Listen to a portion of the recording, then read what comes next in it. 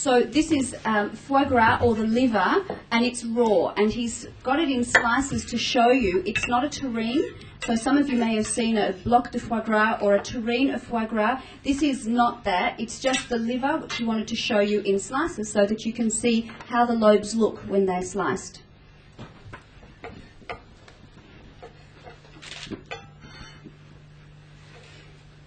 So you have the foie gras, which is going to be pan-fried. I must just say that some of you, when we talked about this dish being uncooked, a couple of people might have thought, oh, that means the liver's uncooked. The liver is going to be pan-fried.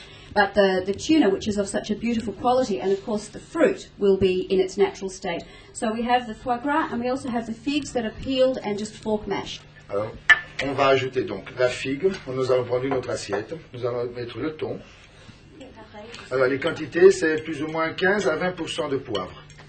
C'est-à-dire une cuillère de poivre et 5 cuillères de sel. Okay, so about a ratio of 5 to 1 of salt to pepper, so about a spoon of pepper and 5 spoons of salt.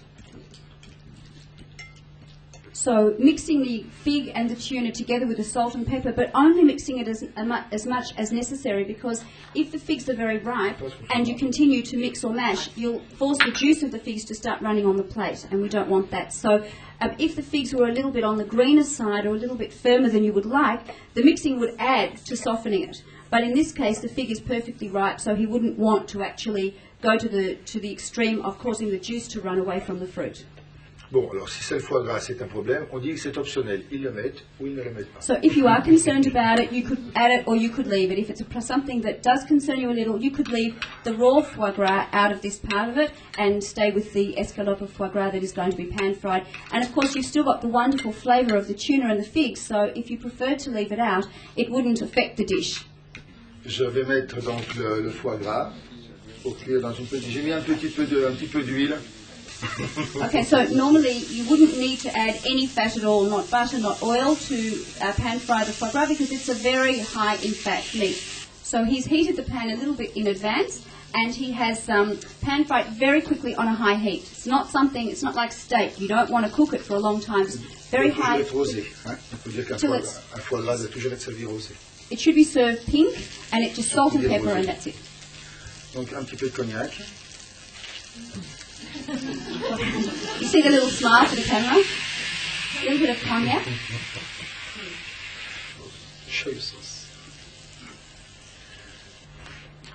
À la décoration, qu'est-ce qu'on a? Une sauce teriyaki que je mets aussi, que normalement. Alors, tout ça, il faut voir dans cette recette-là, qu'est-ce que nous avons. On a des produits qui sont différents, donc c'est quelque chose, une recette, si vous voulez, qui peut être très rapide.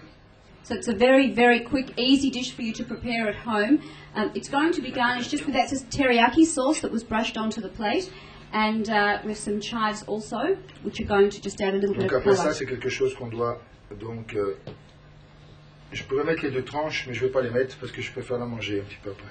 So he's got 2 slices, but he's only putting one because he's going to eat the other one.